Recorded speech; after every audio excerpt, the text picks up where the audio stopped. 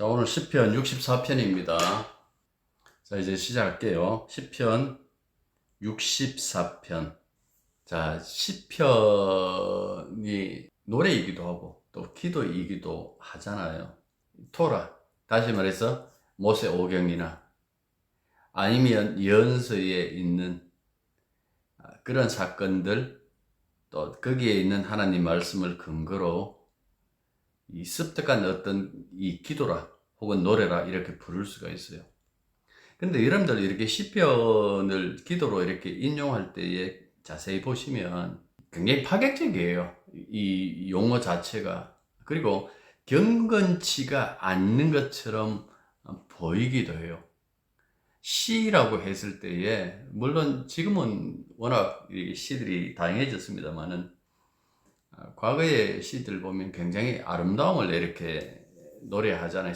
굉장히 서정적인 시들이 많잖아요. 그런 것처럼 이 시편의 이 기도 혹은 노래를 여러분들 이렇게 들여다보시면 그 아름다운 성전에서 신비한 실루엣 속에서 뭐 이렇게 건져낸 혹은 아주 경건한 사람, 세상과 이렇게 등지고 사는 어떤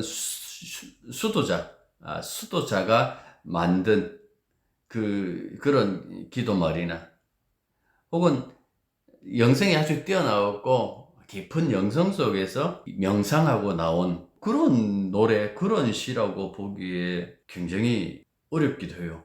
왠가니까 시편을 가만히 읽어보시면 끊임없이 적대감을 느끼는 그 세상 속에서, 세상의 삶에서 부딪히면서 그렇게 시가 나오고 노래가 나오기 때문에 그렇다라는 그 말씀. 그러니까 세상 한가운데서 부른 노래고 세상 한가운데서 드리는 기도이지, 따로 어디 정말 장소 좋은데 물 좋고 공기 좋은 데 가갖고 은밀하게 내 혼자 그냥 드리는 그 기도가 아니다라는 그 말씀입니다.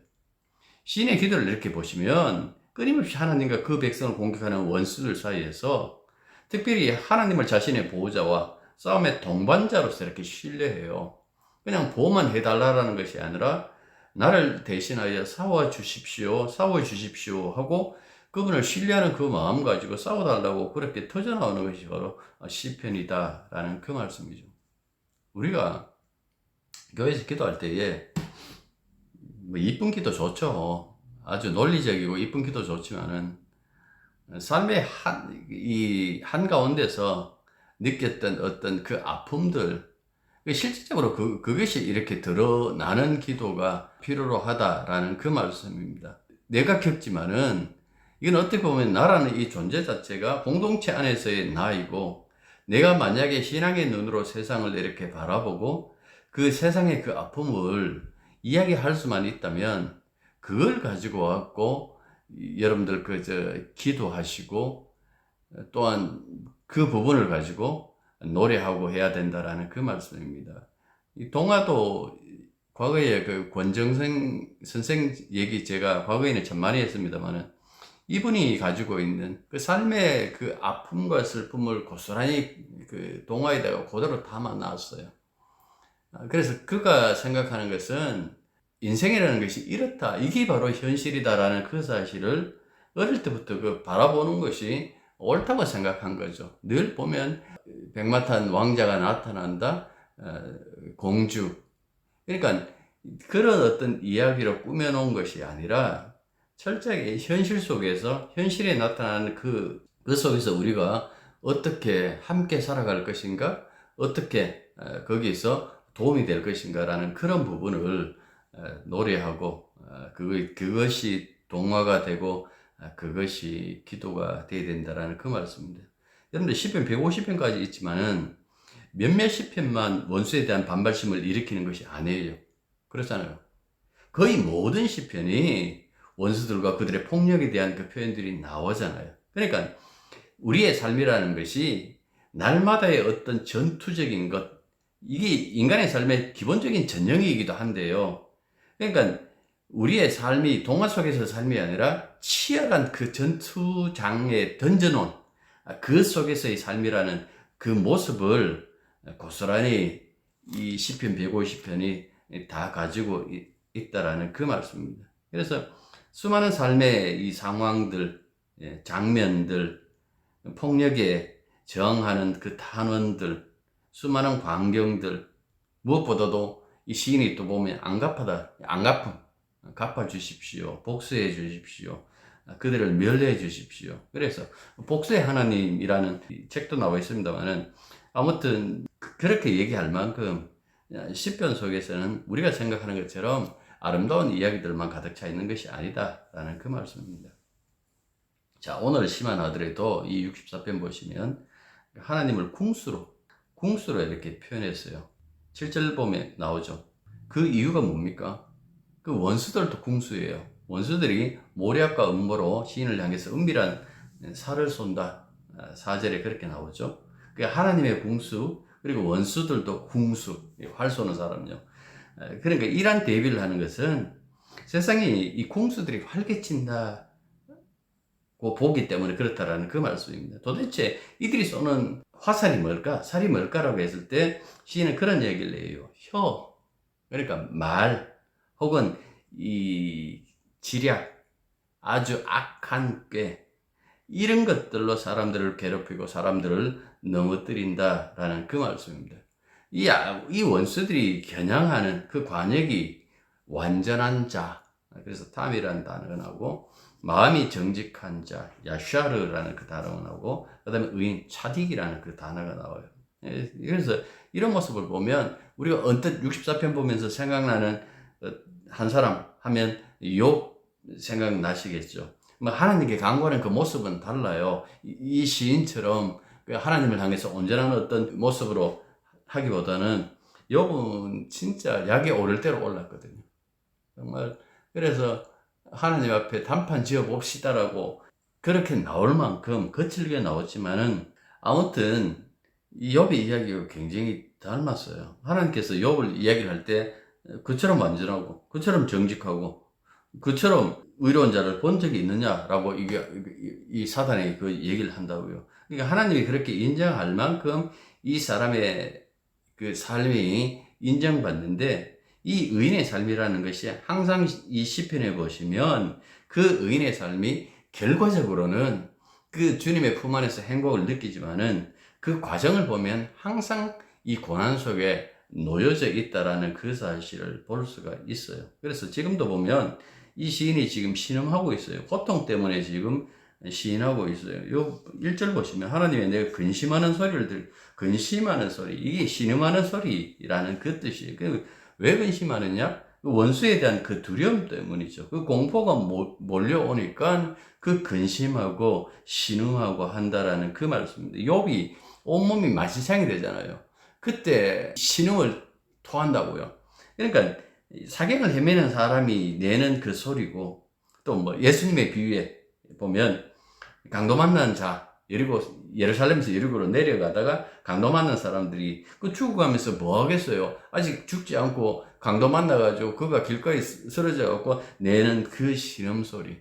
그러니까 의인은 항상 이렇게 이 신음소리 속에 놓여져 있을 만큼 그 삶의 고통을 느끼고 있다라는 그 이야기를 해줘요. 두 가지 두려움을 말해요. 64편에서. 1절 보십시오. 그 원수에 대한 두려움이죠. 그 원수에 대한 그 두려움. 그 원수에 대한 그 두려움을 가지고 그렇게 살아간다라는 그 말씀입니다. 근데 9절에 보면 이건 다른 성격의 두려움이에요. 이 두려움은 예배에 참석한 모든 사람들이 가지는 두려움이에요. 이 두려움은 하나님을 향한 어떤 그 경외심이라고 이렇게 볼 수가 있죠. 이 성도는요, 두 가지 두려움이 다 있어요.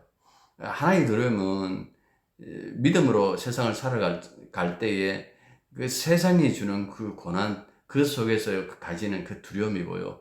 다른 하나는 내가 믿는 그 하나님을 경외하기 때문에 그 누구보다도 그 하나님이 어떤 분이시라는 그 사실을 아니까, 혹은 잘못 길을 갈까라는 어떤 그런 의미에서의 어떤 그 두려움, 신앙의 두려움, 뭐 이런 것들이 있어요. 이런 두려움이 있는데, 재미나는 것은 이 원수들은, 악인들은 두려움이 없어요. 뭐 하나님에 대한 그 두려움은 당연히 없겠죠. 믿지 않으니까. 이들은 보십시오. 세상도 안 두려워해요. 2절 보시면 악을 깨하고 그것을 실천에 옮기는 것처럼 이렇게 말을 하고 있다고. 보십시오. 주는 악을 꾀하는 자들의 음모에서 나를 숨겨주시고 악을 행하는 자들의 소동에서 나를 감춰주소서. 이들은 악을 꾀하기도 하고 악을 행하는 자들이에요. 근데 이들은 보십시오. 4절 보십시오. 숨은 곳에서 온전한 자를 쏘며 갑자기 쏘고 은밀하고 갑작스럽게 이렇게 공격하면서도 두려워하지 아니하는, 뭘 두려워하지 않는다는 거예요. 사람들의 눈도 그리고 하나님도 두려워하지 않는 어떤 그 모습을 보여주고 있다라는 그 말씀이죠. 뻔뻔스러운 그 얼굴이 좋은 게 아니에요. 진짜 믿음이 있다라면, 그 신앙이 있다라면 두려움을 가지고 사는 것도 맞아요. 가끔씩 우리 아픈 후배들이 이제 기도해 주십시오 하고 왔을 때 그렇게 해요. 믿음이 부족한 제 속에 죽음에 대한 두려움도 있고. 여러분들, 그 두려움은 당연히 가지는 두려움이에요. 사도 바울도 보십시오. 바울이 늘 그렇게 용맹한 줄 알아요. 우리가 바울 서신을 꽤 오랫동안 봐온 것처럼 바울도 그 상황 속에서 어떤 데는 두려워하기도 하고 떨기도 하고 그 모습을 보였단 말이에요. 그런데 그 모습 속에서도 결국 궁극적으로 그 떨림과 그 두려움이 주 안에서의 두려움이고 떨림이기 때문에 하나님께서 그의 두려움과 그 떨림을 하나님이 원하시는 방향으로 틀어주신다라는 그 말씀. 그렇기 때문에 이런 모습들, 이런 시편들을 보면서 우리가 항상 뭐 용맹해야 되는 것처럼 우리의 갈 길에 그 누구도 방해가 없는 것처럼 여러분들 그렇게 생각해서는 안 된다라는 그 말씀. 그리고 또 한 가지 더요. 원수 시편 나오니까 이 원수 하니까 사람들이 이 원수에 대해서 굉장히 공격적으로 나올 수가 있어요. 그러니까 내하고 생각이 다른, 내하고 믿음의 형태가 다르고 믿음의 모습이 다르면 무조건 공격하자라는 그 모습으로 나올 수 있는데 여러분들 승리하는 과정을 가만히 보십시오. 하나님께서 이렇게 하세요. 하나님께서 굉장히 지혜롭게 하세요. 그러니까 굉장히 지혜롭게 하시니까 하나님 손에 맡기는 것이지 과거에 뭐 안 믿는 자들 그냥 예수 영접 안 하면 죽이겠다. 칼이 있냐 예수냐 호란이 있냐 칼이냐 이거는 지난번 얘기했죠. 예수냐 칼이냐에서 나왔다고. 그럴 수밖에 없는 이슬람이 300년 후에 나왔으니까요. 그러니까 이런 것들로 해갖고 원수들을 생각하면 안 된다라는 그 말씀입니다. 원수 갚는 것은 나이겠다. 그 바울이 얘기한 것처럼 하나님께 철저하게 맡기는 것이 옳다라는 그 말씀이죠. 하나님께서 궁극적으로 원수를 갚아주시기 때문에 그걸 생각하시면서 이런 시편들을 봐야 되는 거예요. 괜히 뭐 내하고 말다툼하고 싸웠다고 이 시편을 인용하면서 주여 내 원수를 갚아주십시오. 그렇게 해서 안 된다라는 그 말씀입니다. 이 원수들에 대해서 구체적인 모습 보십시오. 3절로 보시면 칼같이 자기 혀를 연마하며 연습하는데 혀를 연마하는데 칼을 연마하듯이 칼 갈듯이 혀를 연마하며 그 다음 보십시오. 독한 말로 겨누며 굉장히 재밌지 않습니까? 마치 사기꾼 양성소 보이스피싱 그 합숙소를 연상시키잖아요. 왜 이들이 자기 혀를 연마하고 화살같이 독한 말로 겨눌까요? 사실 보시면 그 나오죠. 선량한 사람들을 쏘려고 숨어있다가 느닷없이 속어도 거리낌 없다라는 그 표현이 있으니까 이 사람들이 왜 이렇게 할 거예요? 선량한 사람들 쏘려고. 보이스피싱들 어떻게 합니까? 어떻게 그 사람들 덩쳐갖고 그 돈을 빼먹기 위하여 그렇게 하잖아요. 세상살이가 이렇다라는 얘기예요. 그 특정한 어떤 그 사람들만 그런 것이 아니라 이 세상이 가지고 있는 그 습성. 5절 보십시오. 은밀히 올무를 놓기 위해 서로 의논하고 머리를 맞댔어요. 머리를 맞댔는데 한 놈 조지자. 저거 어떻게 조지면 좋겠노? 여러분들 그 생각, 그 올무를 놓기 위해서 서로 의논하고 서로 격려하는 거예요. 고생했다 이번에. 지금 뭐 여러분들 뉴스 보는 것 같지 않아요? 누가 눈치를 챘겠느냐? 야, 우리가 아닌데 아무도 모르는데 우리끼리 모여갖고 이 의논을 어떻게 하느냐? 악의 특징이 뭡니까? 은밀함이에요, 은밀함. 그 은밀함을 지금 이야기를 하는 거예요. 그리고 6절 보십시오. 마침내 우리가 묘책을 찾았다고 좋아하는 거예요. 그래서 뭐라고 얘기를 합니까? 못돼 먹은 짓에 얼마나 열심을 내는지 사람의 속마음을 알 수 없다. 6절의 마지막에 각 사람의 속뜻과 마음이 깊도다라는 것은 이거예요. 예? 열길 물속 나라도 한 길 사람 속은 모른다라는 그 얘기예요. 그 죄가 굳은 살처럼 양심에 박혀 있는 자들, 이 죄가 죄인 줄 모르는 자들, 이런 사람들의 특징이 뭔가 하니까 늘 자기는 옳다라고 그렇게 생각해요. 믿음의 사람들은 이 사람들을 못 이겨요.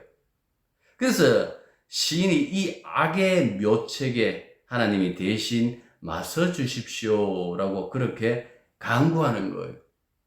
1절에서는 내 생명을 지켜주십시오. 2절에서는 나를 감추어 달라고, 나를 숨겨 달라고 그렇게 간구했다라는 그 말씀입니다. 원수들이 은밀한 계획과 못된 꾀를 내는데요. 그 꾀와 계획이 화살과 같고 혀로 내뱉은 말은 칼처럼 잔인한데요. 화살도 그냥 화살 아니에요. 독이 묻혀져 있어요. 한 대 맞으면 치명적이에요. 칼 역시 마찬가지예요. 얼마나 연말을 했는지 그냥 가차없이 베어버리는 거예요.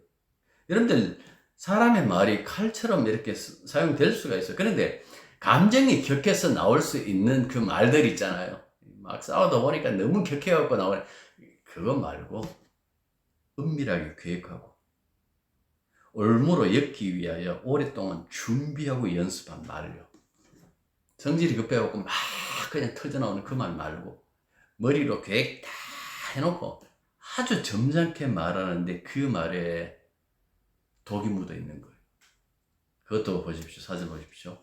그 오랫동안 준비한 것을 어느 날 갑자기 은밀하게 순식간에 그 말로 정직한 자를 무너뜨리기 위해서 작정하고 그 일을 해요. 지금 여당에서 이준석이 그 말 안 좋아해요. 결국 지 말에 지가 당하게. 토사구팽이라는 것이 사람들이 그 얘기를 해요. 토사구팽 당하면 자기가 토사구팽 당했으니까 나는 안 그럴 것이다 생각하는데 보십시오. 똑같이 토사구팽 시켜버리잖아요. 누구라고 얘기 안 하겠는데. 이거는 어느 정권이든 상관없어요. 똑같아요. 세상에서 뭐 보수냐 진보냐라고 했는데 그 밥그릇 싸움이에요. 이 사람들이 가지고 있는 자기들끼리의 어떤 그 리그가 있고, 가만히 보십시오. 재벌끼리만 결혼하잖아요. 그 법률가들끼리 서로 뭐 논쟁하고 하죠. 그 속에 은밀하게 서로 선물하면서 서로 안면 트고 그런 것들이 얼마나 많다고요. 여러분들 그런 모습을 이렇게 보면서 그게 현실이라고 봐야 되는 거예요. 우리는 안 그랬다. 교회는 안 그런 것 같아요. 여러분들 총회는 안 그런 것 같아요. 더하면 더하지 덜하지는 않을 거예요. 은밀하게 돈이 오가고 그들이 정치하기 위하여 어떤 말을 하면서 다른 사람들 깔아뭉개고 그런 일들이 빌비자다고요. 이 세상이에요. 세상 속에서 그러니까 믿음을 지키고 산다라는 것이 굉장히 힘들어요. 순교가 없는 세상이니까 뭐 순교도 안 하는데 뭐 지금 얼마나 편안해? 아니요. 지금 더 두려운 세상이에요. 7절로 오시면 그러나 하고 시작하죠. 그러나 상황이 바뀌었다는 얘기예요. 시인의 확신이 의외예요. 원수들이 은밀한 궁수였다면 자신의 하나님 그들을 그대로 대갚아 주시는 궁수. 원수가 사절에서 아까 갑자기 화살을 쏘아대었다 그랬죠? 하나님께서도 갑자기 쏘십니다. 그래서 이 원수들도 순식간에 갑자기 화살에 맞아 엎어진다. 그 8절에 나오죠. 이런 걸 그들이 엎드려지니 그들의 혀가 그들의 해함이라 그들을 보는 자가 다 머리를 흔들리로다. 7절 보십시오. 그러나 하나님이 그들을 쏘시리니 그들이 갑자기 화살에 상하리로다. 어떻게 보면 그 화살은요, 자기 쏜 그 화살이 다시 되돌아간 거예요. 순식간에 자기 말에 자기 꾀에 넘어진 것. 그래서 그것을 본 사람부터 고개를 내젓는 거예요. 인간이 이렇구나. 피자 코스프레를 하면서 자기는 안 그럴 것처럼 얘기하지만은 모든 인간들이 다 똑같구나. 권력을 쥐면 다 이렇게 같아질 수밖에 없구나. 대한민국 정치를 지금 우리 10편 64편을 통해서 우리가 보는 것처럼 느껴지지 않나요? 그 자기 말에 자기가 넘어지는 거예요. 일단 내뱉고 보자 하고 내뱉었는데 나중에 그것이 다시 화살이 돼 자기 화살이 자기에게 다시 돌아와서 자기 가슴에 꽂히는 거예요. 그래서 9절 보십시오. 9절은 예배에 참석한 자들에 대한 권고예요. 모든 사람이 두려워하며 여기는 이 모든 사람은 예배에 참석한 자들을 얘기를 하나님의 일을 선포하며 그의 행하심을 깊이 생각하리로다.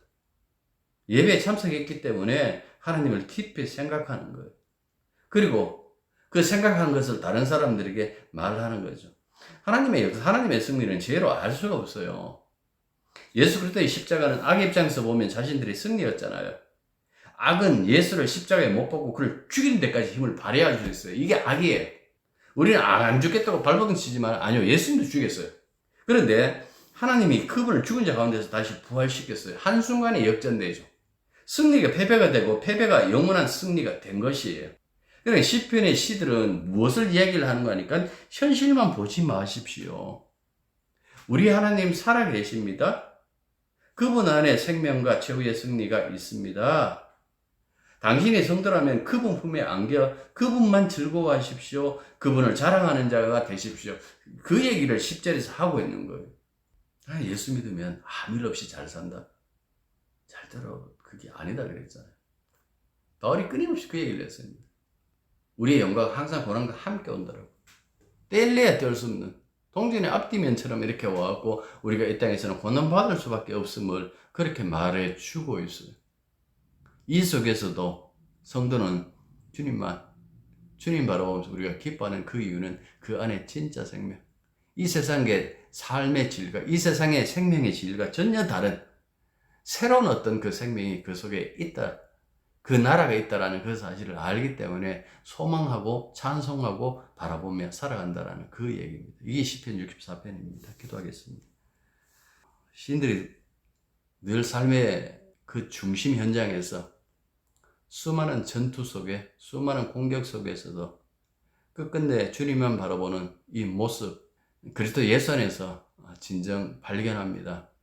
우리가 주님 안에 주님을 의지하고 살아가고 있는 성도라면 우리도 주님처럼 이 원수들이 득실거리는 이 세상 속에 끝까지 믿음으로 하나님만 바라보며 그분 품에서 즐거워하고 그분만 자랑하며 살아갈 수 있는 성도의 삶들이 되게 도와주시옵소서. 예수님 이름으로 기도드립니다. 아멘.